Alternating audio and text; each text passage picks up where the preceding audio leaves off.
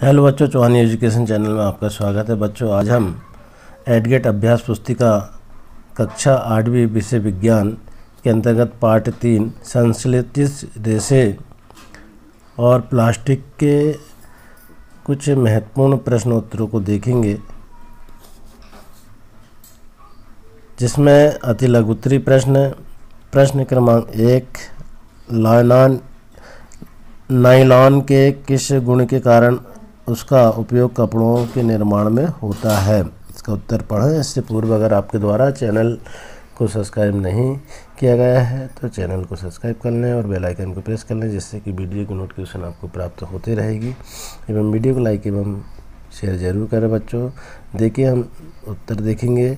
Nylon रेशा प्रबल, प्रत्यस्त, हल्का, चमकीला और धुलने में सुगम होने से उसका प्रयोग कपड़ों के लिए निर्माण में होता है। इसके बाद प्रश्न दूसरा देखेंगे हम। प्रश्न दूसरा है, बरसात के दिनों में आप संश्लेषित रेशे और प्राकृतिक रेशे में किस रेशे से निर्मित छाते का प्रयोग करेंगे और क्यों। तो इसका उत्तर देखेंगे बच्चों हम। बरसात के दिनों में संश्लेषित रेशे से निर्मित छाते का प्रयोग करेंगे, क्योंकि संश्लेषित रेशे प्राकृतिक रेशों की अपेक्षा कम जल सोखते हैं, जिससे वे जल्दी सूख जाते हैं। इसके अलावा वे टिकाऊ और कम महंगे होते हैं और रख रखाव में सुविधाजनक हैं। इसके बाद प्रश्न तीसरा है, खाद्य पदार्थों का संचयन करने हेतु प्लास्टिक पात्रों के उपयोग के 3 प्रमुख लाभ लिखिए।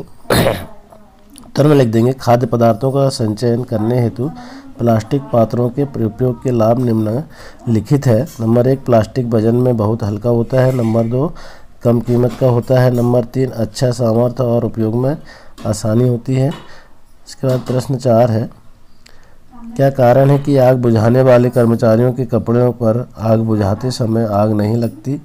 तो इसका हम उत्तर देख लेंगे बच्चों कि आग बुझाने वाले कर्मचारियों के कपड़े पर आग नहीं लगती, क्योंकि उनके कपड़ों पर मेलालाइन प्लास्टिक की परत चढ़ी होती है, जो उसे अग्निरोधक बनाती है। इसके बाद प्रश्न अगला है लघुत्तरी प्रश्न 5, तालिका में रेशों से निर्मित कुछ वस्तुएं दी गई है, जिन्हें प्राकृतिक और कृत्रिम रेशों से निर्मित वस्तुओं में विभाजित कीजिए।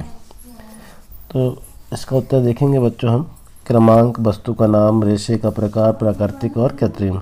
नंबर 1, ऊनी स्वेटर प्राकृतिक रेशे से। दांत साफ करने का ब्रश कृत्रिम रेशे से। रेशमी साड़ी प्राकृतिक रेशे से। टेरी लीन की शर्ट कृत्रिम रेशे से। सूती कुर्ता प्राकृतिक रेशे से। पीईटी से बनी बोतलें कृत्रिम रेशे से। तो इस प्रकार हम रेशे का निर्धारण इसमें। इसके बाद देखेंगे हम प्रश्न 6वां, कचरे के ढेर से गाय व अन्य जानवर खाद्य अपशिष्ट के साथ साथ पॉलीथीन के थैलों व खाद्य पदार्थों के रैपर भी निगल लेते हैं, इससे उनको क्या नुकसान हो सकता है। तो पॉलीथीन की थैली व खाद्य पदार्थों के रैपर पशुओं के श्वसन तंत्र में कंठरोध उत्पन्न करते हैं अथवा आमाशय में एक अस्तर बनाते हैं और अंततः यह उनकी मृत्यु का कारण बन सकते हैं। इसके बाद देखेंगे बच्चों हम प्रश्न 7वां। तो एक उत्तरदायी नागरिक के रूप में पर्यावरण के हित में आप कौन कौन से 5R सिद्धांत का उपयोग करेंगे तथा 3 उपाय लिखिए जिससे पर्यावरण स्वच्छ और प्लास्टिक मुक्त रहे। उत्तर लिख देंगे, एक उत्तरदायी नागरिक के रूप में हम निम्नानुसार SR सिद्धांत का उपयोग करेंगे। नंबर 1, प्लास्टिक का उपयोग कम करेंगे। नंबर 2, पुनः उपयोग करेंगे। नंबर 3, पुनः चक्रित करेंगे। नंबर 4, पुनः प्राप्त करेंगे। नंबर 5, उपयोग ना करें। उपाय इसमें जो है देखेंगे हम उपाय को। तो प्लास्टिक के स्थान पर सूती कपड़ों की थैली का उपयोग करना चाहिए। नंबर 2, सामान रखने के लिए कागज़ की थैलियों का उपयोग करना चाहिए। नंबर 3, पुनः उपयोग करने की आदत विकसित करना चाहिए। इसके बाद प्रश्न 8 है, थर्मोप्लास्टिक और थर्मोसेटिंग प्लास्टिक में उदाहरण सहित उत्तर लिखिए। उत्तर में लिखेंगे हम थर्मोप्लास्टिक और थर्मोसेटिंग प्लास्टिक में अंतर। तो थर्मोप्लास्टिक और थर्मोसेटिंग प्लास्टिक। थर्मोप्लास्टिक में नंबर 1, यह गर्म करने पर आसानी से विकृत हो जाता है और सरलतापूर्वक मुड़ जाता है। थर्मोसेटिंग प्लास्टिक में इन्हें एक बार सांचे में डालने के बाद ऊष्मा देकर नरम नहीं किया जा सकता। Number 2, thermoplastic. पॉलीथीन व पीवीसी थर्मोप्लास्टिक के उदाहरण हैं। थर्मोस्टिक प्लास्टिक जो है थर्मोसेटिंग, बैकलाइट व मेलामाइन थर्मोसेटिंग प्लास्टिक के उदाहरण हैं। थर्मोप्लास्टिक में फिर तीसरा देखेंगे, इसका उपयोग खिलौना, कंघियाँ आदि बनाने में किया जाता है और इसका उपयोग बिजली के स्विच, विभिन्न बर्तनों के हाथे आदि बनाने में किया जाता है। इसके बाद देखेंगे दीर्घ उत्तरी प्रश्न, जिसमें प्रश्न 9वां है, जहाँ तक संभव हो प्लास्टिक के उपयोग से बचिए, इस कथन की व्याख्या कीजिए।